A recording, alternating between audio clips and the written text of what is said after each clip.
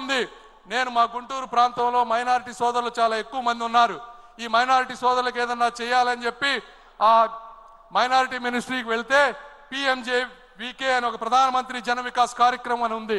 దీనికి సంవత్సరానికి 2000 కోట్ల రూపాయల నిధులు ఉన్నాయి. గత 3 సంవత్సరాల్లో ఒక్క రూపాయి కూడా వాడుకోలేదు. ఎందుకు వాడుకోలేదయా అంటే మనం ఉన్నప్పుడు 500 ప్రాజెక్టులు తీసుకొస్తే కేవలం 55 మాత్రమే కట్టారు. సెంట్రల్ టీము స్టేట్ టీము వచ్చి వెరిఫై చేస్తే అందులో సగం కట్టలేదు. నిధులన్నీ దుర్వినియోగం అయిపోయినాయి. ఇప్పుడు స్టేట్ వచ్చి చూస్తే అక్కడ మేము ఇచ్చిన డబ్బులకి ప్రాజెక్టులు లేవు అని చెప్తే ఇప్పుడు దాదాపుగా 230 కోట్ల రూపాయలు స్టేట్ గవర్నమెంట్ సెంట్రల్కి పే చేసి ఆ బాకీలు తీర్చి ఆ దొంగ సర్టిఫికెట్లు తీసేస్తే మళ్ళీ 2000 కోట్ల రూపాయలు వాడుకునేటువంటి పరిస్థితి రాబోతా ఉంది. ఈ విధంగా ప్రతి వ్యక్తికి అన్యాయం చేసినటువంటి మహానుభావుడు శ్రీ జగన్మోహన్ రెడ్డి గారు. మీకు ఆఖరిగా చెప్తా ఉన్నా, ఇవన్నీ ఇప్పటి వరకు ఉన్నటువంటి స్కీమ్స్ మీకు తెలిసినవి. అదేవిధంగా మొన్న వచ్చారు 7 మంత్రులను కలిశారు. అందులో ఒక ముఖ్యమైనది డిఫెన్స్ క్లస్టర్. డిఫెన్స్ క్లస్టర్కి ఆయన మరి ఫ్లైట్లో రాసుకున్నారో ఎక్కడ రాసుకున్నారో తెలియదు, కానీ రాయలసీమ ప్రాంతాన్ని 5 భాగాలుగా విభజించారు.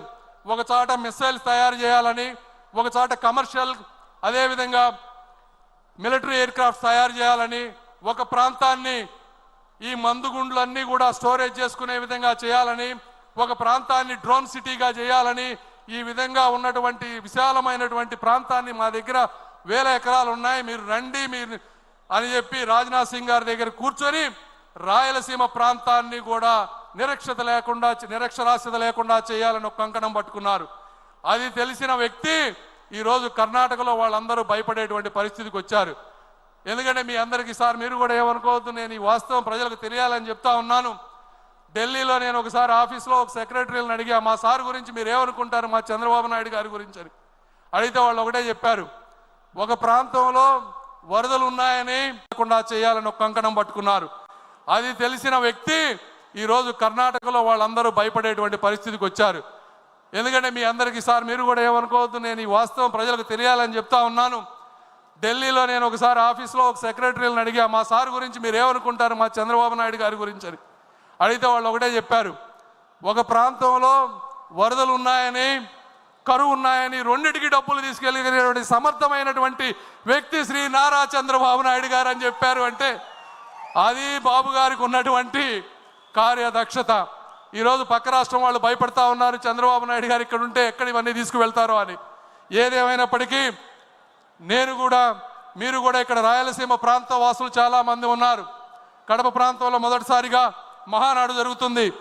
ఈ రాయలసీమ రతనాల సీమ, రాగాల సీమ, అనురాగాల సీమ. ఈ ప్రాంతంలో ఉన్నటువంటి నిరుద్యోగులందరికీ కూడా ఉద్యోగాలు కల్పించేటువంటి శక్తి ఉన్నటువంటి యువనేత శ్రీ నారా లోకేష్ గారు. అదేవిధంగా మీరందరూ కూడా చాలా కోపంతో ఉండుండొచ్చు. ఒక్కటే గుర్తుపెట్టుకోండి, కలం పట్టుకున్నవాడు కత్తి పట్టుకున్నవాడు కత్తితోనే చచ్చిపోతాడు, కలం పట్టుకున్నవాడు కలల్ని జయిస్తాడు అని నమ్మేటువంటి సిద్ధాంతం ఉన్నటువంటి వ్యక్తులు శ్రీ నారా చంద్రబాబు నాయుడు గారు, లోకేష్ గారు. ఈ రోజున మరి ఈరోజు మీరు ఎంపీలు చూస్తూ ఉంటే గత 5 సంవత్సరాల్లో మీరు చూసిన ఎంపీలు ఎవరు?